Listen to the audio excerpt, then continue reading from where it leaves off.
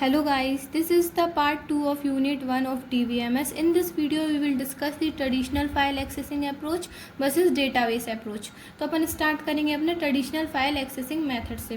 तो वो क्या है अपना फाइल सिस्टम। बेसिकली अपना फाइल सिस्टम ही है ट्रेडिशनल फाइल सिस्टम, ठीक है।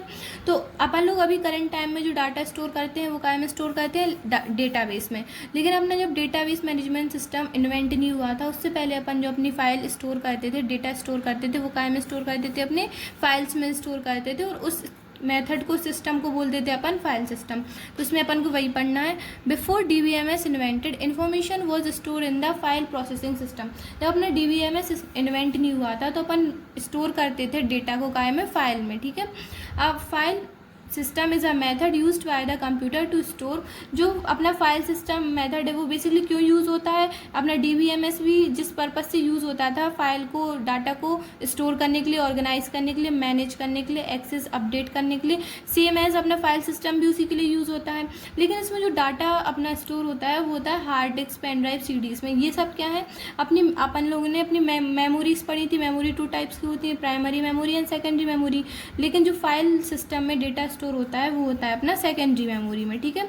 सेकेंडरी मेमोरी में क्या क्या आता है, अपना hard disk, pen drive, CD, ये सब, ठीक है। लेकिन जो डाटाबेस में अपना डेटा स्टोर होता है वो होता है इलेक्ट्रॉनिकली कंप्यूटर सिस्टम में, और इसमें होता है अपने सेकेंडरी मेमोरी में। अब अपन को पढ़ना है फाइल सिस्टम के डिसएडवांटेजेस क्या हैं, क्योंकि इन्हीं डिसएडवांटेजेस को ख़त्म करने के लिए अपना डेटाबेस इन्वेंट हुआ। Disadvantage of using a file system computer files compare to database management system. तो वो कौन कौन सी डिसएडवांटेजेस हैं जो अपने फाइल सिस्टम में अकर होते हैं। तो फर्स्ट है अपना डेटा रिडंडेंसी, ठीक है। इसका मतलब क्या है, रिपीटेशन ऑफ सेम डेटा। मतलब अपन फाइल में अगर डेटा को स्टोर करेंगे तो उसकी कॉपीज़ क्रिएट हो जाएंगी, बार बार रिपीटेशन में डेटा स्टोर होगा, सेम डेटा। तो इसको पढ़ेंगे। In a file system the same information is stored in many places, this waste space. तो बेसिकली अपना डेटा रिडंडेंसी में ये होता है कि आपने कोई फाइल स्टोर कर दी आपके फाइल सिस्टम में तो उसकी कॉपीज़ क्रिएट हो जाएंगी। तो जब आप किसी भी पर्टिकुलर फाइल के डेटा को जब फाइंड करेंगे कंप्यूटर सिस्टम में, तो पहली बात तो ये क्या करेगा, आपका कंप्यूटर सिस्टम में स्पेस अलॉट करेगा, बहुत सारा स्पेस ऑक्यूपाई करेगा, और आपको कोई भी चीज़ फाइंड करने में, डेटा फाइंड करने में बहुत परेशानी, मतलब दिक्कत क्रिएट होगी। तो अब आपका पहला इसका डिसएडवांटेज ये हो गया। अब इसका सेकंड क्या है, डेटा इनकन्सिस्टेंसी, मतलब मिसमैच ऑफ डेटा। आपको कोई और डेटा ढूंढना है और आपको कोई और डेटा सेम उसकी कॉपीज़ मिल रही हैं, तो वही डेटा में कोई कंसिस्टेंसी नहीं है आपके फाइल सिस्टम में। डेटा आपका कैसा है, इनकन्सिस्टेंस है, ठीक है।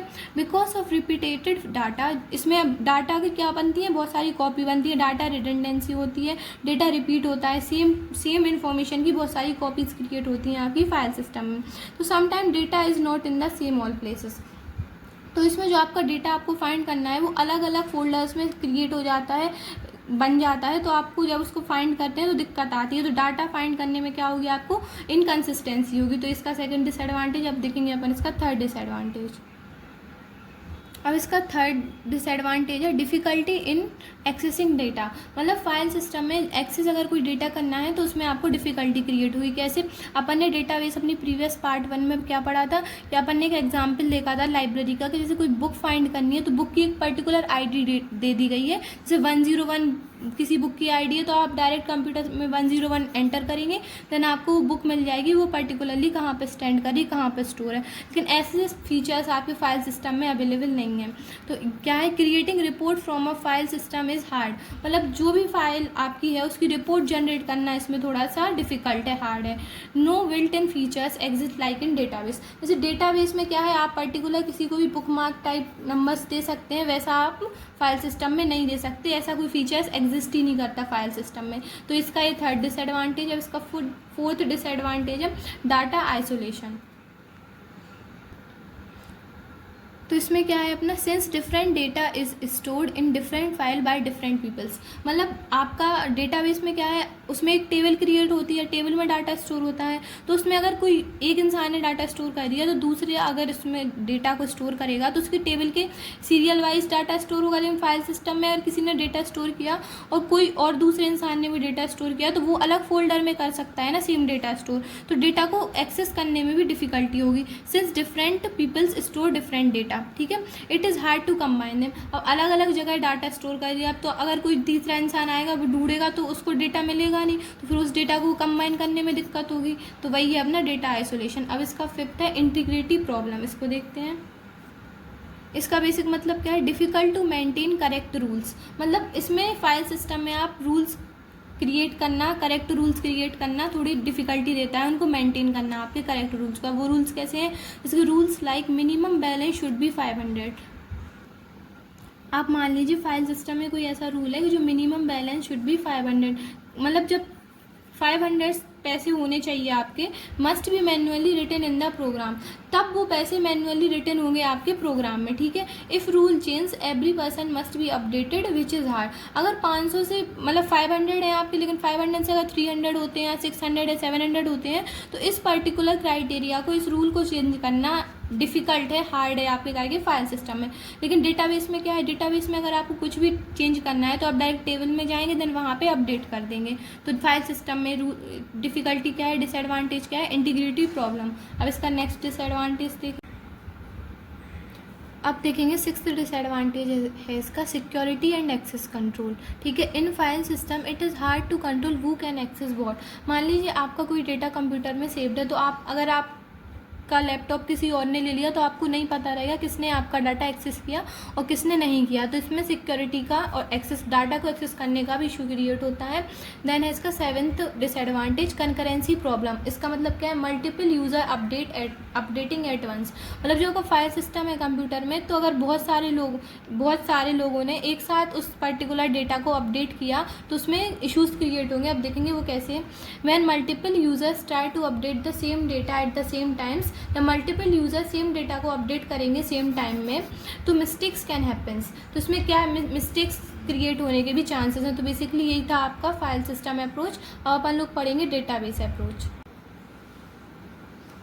अब देखेंगे अपन लोग डेटाबेस अप्रोच। तो database approach is a modern way of storing data and managing data. जो डेटाबेस अप्रोच है ये अपन लोग करंट के टाइम पे यूज़ करते हैं डाटा को स्टोर करने के लिए, मैनेज करने के लिए, using DBMS, database management system. मतलब डाटाबेस को अपन मैनेज किस हेल्प से करते हैं, डाटाबेस मैनेजमेंट सिस्टम से। वो कौन कौन से सिस्टम है, जैसे MySQL, Oracle, SQL server etcetera. अब ये जो MySQL, ओरेकल वगैरह है, इसमें अपन टेबल की फॉर्म में डेटा स्टोर करते हैं। इंस्टेंडिंग of storing data in separate files. लेकिन जो फाइल सिस्टम था उसमें अपन सेपरेट फाइल में डेटा स्टोर कर रहे थे, लेकिन इसमें अपन टेबल के फॉर्म में डेटा स्टोर करेंगे, like the old file system method. अब the database store data in centralise system. तो डेटाबेस डेटा को स्टोर करता है एक सेंट्रलाइज सिस्टम में, स्टेप बाय स्टेप सिस्टम में, that can be easily manage. तो उस सिस्टम को, जब वो सेंट्रलाइज सिस्टम है तो उस सिस्टम को अपन लोग इजीली मैनेज कर पाएंगे, अपडेट कर पाएंगे, डेटा को इजीली एक्सेस कर पाएंगे bye multiple user and applications. और मल्टीपल यूज़र्स भी उन्हें एक्सेस कर पाएंगे और एप्लीकेशंस भी। अब अपन लोग पढ़ेंगे concepts of the database approach. तो इसका फर्स्ट है सेंट्रलाइज डेटा। इसमें डाटा को स्टोर करते हैं अपन एक सेंट्रलाइज्ड वे में। All data is store in the one place. जब इसमें अपन डेटा को टेबल के फॉर्म में स्टोर करेंगे तो जो डेटा है वो पूरा सारा डेटा अपना काय में स्टोर होगा, एक सेंट्रलाइज्ड वे में, टेबल के फॉर्म में। And user access the same database. तो जो यूज़र्स रहेंगे वो मतलब कोई भी यूज़र सेम डेटाबेस को एक्सेस कर पाएगा। This avoid duplication and inconsistency. जो आपका फाइल सिस्टम था उसमें डुप्लीकेशन, मतलब बहुत सारी फाइल्स क्रिएट हो रही थी, एक फाइल्स की कॉपी क्रिएट हो रही थी, लेकिन जो अपना डेटाबेस है ये फाइल जो अवॉइड करता है duplications of the data. Then देखेंगे, और ये इनकन्सिस्टेंसी भी शो नहीं करता है। देन सेकेंड है DBMS, डेटाबेस मैनेजमेंट सिस्टम। तो software that helps manage the data like inserting data, updating data and deleting data. तो मतलब जो अपना डेटाबेस है वो इतनी सारी फैसिलिटीज़ प्रोवाइड कराता है ओवर द डेटा। अपना थर्ड है डेटा इंडिपेंडेंस। इसका मतलब समझते हैं, the structure of data can be change without changing the whole program that uses. मतलब अगर डेटाबेस में अगर अपने डेटा को स्टोर किया और अगर छोटे से पोर्शन को अगर अपडेट होना है या चेंज होना है तो डेटाबेस में अपन को होल प्रोग्राम को चेंज नहीं करना पड़ेगा, अपन उस पर्टिकुलर पोर्शन को चेंज कर सकते हैं। तो इसमें डेटा इंडिपेंडेंट है, ठीक है।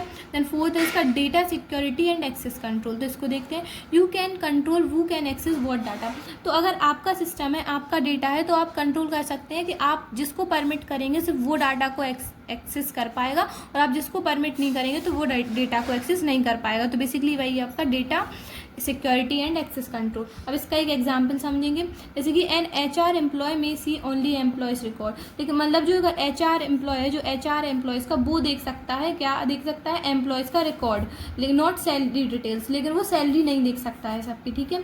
देन रिड्यूस रिडेंडेंसी, तो इसको देखते हैं। Since data is stored one and shared, this is less repetition of the same data. Basically अपना जो रिडेंडेंसी है, इसमें सेम कॉपीज क्रिएट होती हैं, लेकिन आपका जो डेटाबेस है वो रिड्यूस करता है रिडेंडेंसी को। इसका मतलब क्या है कि डेटा सिर्फ एक बार स्टोर होगा और उसी जो आपने एक पर्टिकुलर डेटा को स्टोर किया, आप उसी पर्टिकुलर डेटा को शेयर कर पाएंगे, उसकी डुप्लीकेशन कॉपी क्रिएट नहीं होगी। There is less repetition of the same data, मतलब इसमें जो रिपीटेशन होता है डेटा का वो नहीं होगा, ठीक है। देन है 6 बेटर डेटा इंटीग्रिटी, तो इसको समझेंगे। Rules can be applied like marks cannot be more than 100 to keep data correct and reliable। मतलब इसमें ऐसा है कि अगर कोई रूल्स है अपना तो हम उसको अप्लाई कर सकते हैं। मतलब आपने मान लीजिए कोई डेटा स्टोर कर दिया, अगर आपको उसमें ऐड ऑन करना है कि ऐसा कोई रूल है जो मतलब मार्क्स जो जिसके 100 से ज़्यादा हैं तो सिर्फ वो अप्लाई कर सकता है। आपने मान लीजिए ऐसा कोई रूल उसमें ऐड ऑन कर दिया, तो उसमें आप रूल्स को इजीली ऐड ऑन कर सकते हैं अपने डेटा में। अब इसके कुछ एडवांटेजेस देखते हैं, जैसे सेंट्रलाइज्ड कंट्रोल, अपन ने अभी रिड्यूस रिडेंडेंसी पढ़ा, वो डाटा की सिक्योरिटी रहती है, डाटा कंसिस्टेंट रहता है, इसमें आप डाटा को बैकअप कर सकते हैं, उसकी रिकवरी कर सकते हैं, एंड ईजी डाटा शेयरिंग, मतलब इसमें पर्टिकुलर एक जगह पे आपका डाटा स्टोर होगा टेबल के फॉर्म में, तो आप इजीली डाटा को किसी और सिस्टम में या किसी और यूज़र को शेयर कर सकते हैं। तो इस पार्ट के लिए इतना ही। अब अपन अगला इसका टॉपिक देखेंगे अपने नेक्स्ट पार्ट में। Thank you guys.